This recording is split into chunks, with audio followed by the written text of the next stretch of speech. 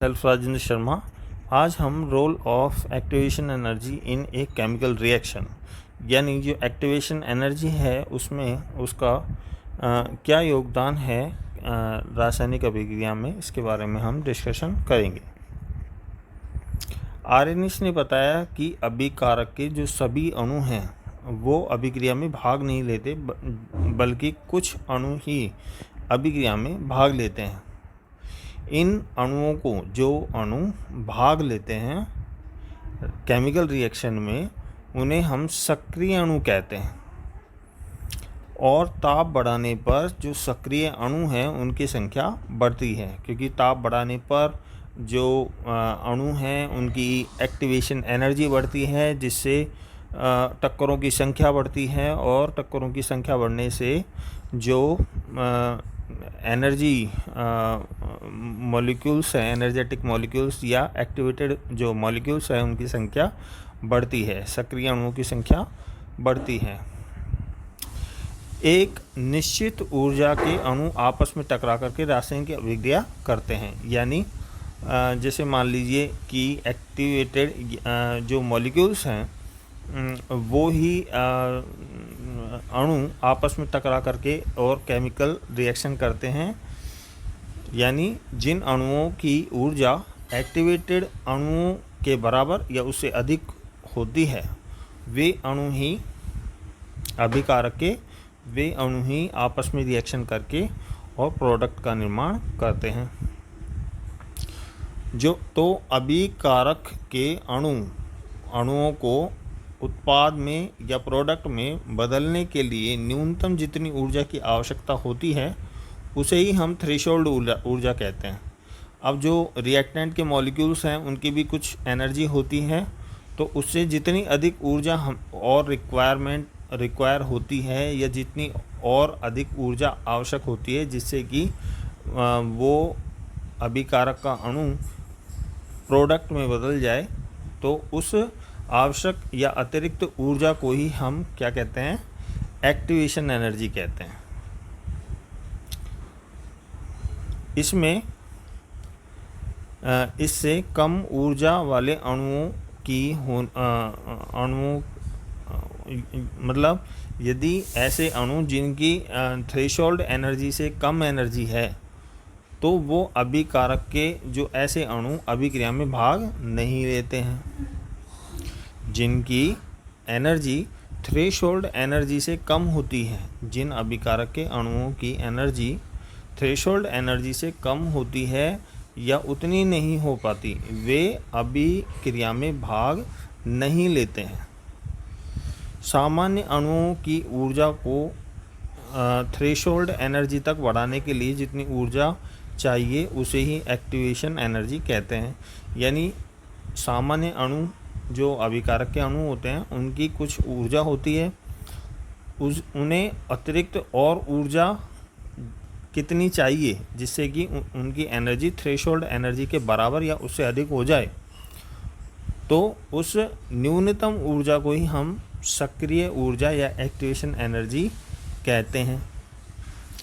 यानी सक्रिय ऊर्जा दहली ऊर्जा या थ्रेशोल्ड एनर्जी माइनस सामान्य अणुओं की ऊर्जा के बराबर होती है।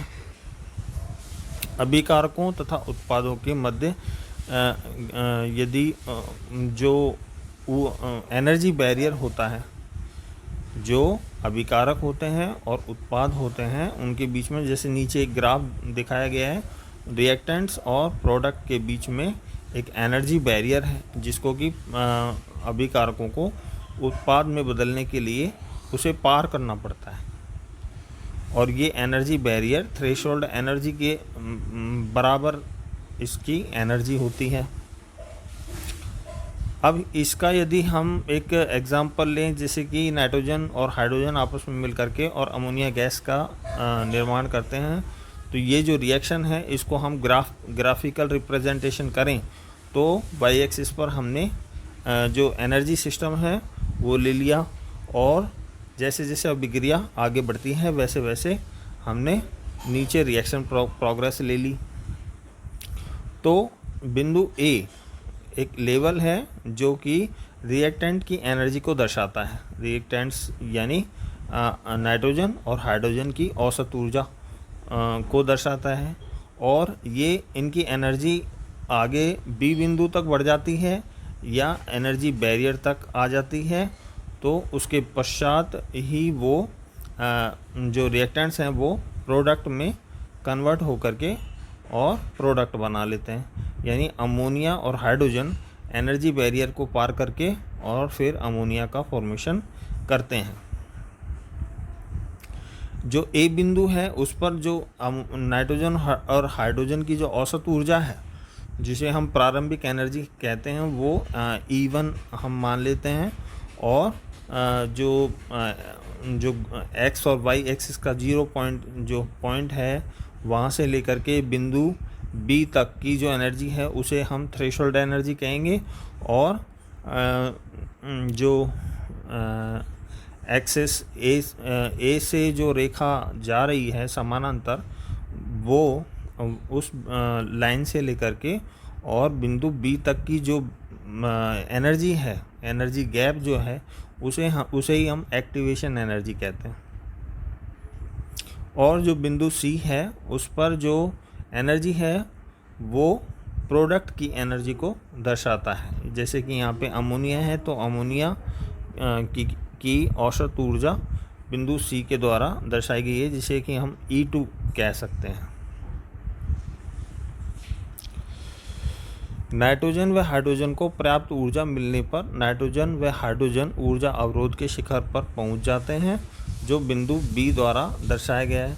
नाइट्रोजन व हाइड्रोजन ये ऊर्जा प्राप्त कर, यानी जो एक्टिवेशन एनर्जी है वो प्राप्त करके और बिंदु बी की अवस्था पर पहुंच जाते हैं, और उसके बाद उसे ये जो ऊर्जा होती है, जो रिक्वायरमेंट अतिरिक्त ऊर्जा की जो आवश्यकता होती है, वही सक्रियण ऊर्जा होती है। और मिनिमम इतनी ऊर्जा तो होनी ही चाहिए रिएक्टेंट की, जिससे कि वो प्रोडक्ट में कन्वर्ट हो सके। और इस एनर्जी लेवल पर, यानी जो एनर्जी बैरियर का बिंदु बी है, उस लेवल पर आकर के जो रिएक्टेंट्स हैं वो उनमें जो न्यू बॉन्ड फॉर्मेशन होने लगता है, जिससे कि प्रोडक्ट या उत्पाद बनने की संभावना बढ़ जाती है। नाइट्रोजन व हाइड्रोजन की औसत ऊर्जा अमोनिया के अणुओं की औसत ऊर्जा से अधिक है। ये कैसे है कि जैसे कि बिंदु ए है और बिंदु सी है, तो इसके बीच में गैप है, और बिंदु बी की एनर्जी यानी अमोनिया की जो एनर्जी है वो कम है औसत ऊर्जा, और नाइट्रोजन और हाइड्रोजन की जो औसत ऊर्जा है वो ज़्यादा है, यानी प्रोडक्ट की जो एनर्जी है वो कम है। इसका मतलब जो ऊर्जा संरक्षण के नियम के अनुसार जो एनर्जी असंतुलन होता है उसके फलस्वरूप क्या होगा, एनर्जी रिलीज होगी, उत्सर्जित होगी। तो ये जो एग्जाम्पल है अमोनिया का जो बनना नाइट्रोजन और हाइड्रोजन से, ये एक एक्सोथर्मिक रिएक्शन है। क्या है? Exothermic reaction.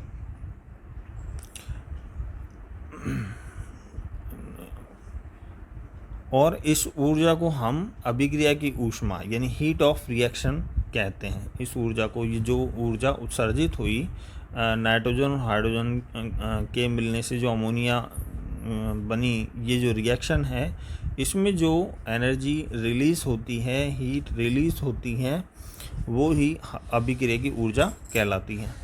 और ये कितनी होती है? डेल E = E2, यानी बिंदु सी पर जो एनर्जी लेवल है माइनस E1 बिंदु ए पर जो एनर्जी लेवल है उसके गैप के बराबर होती है।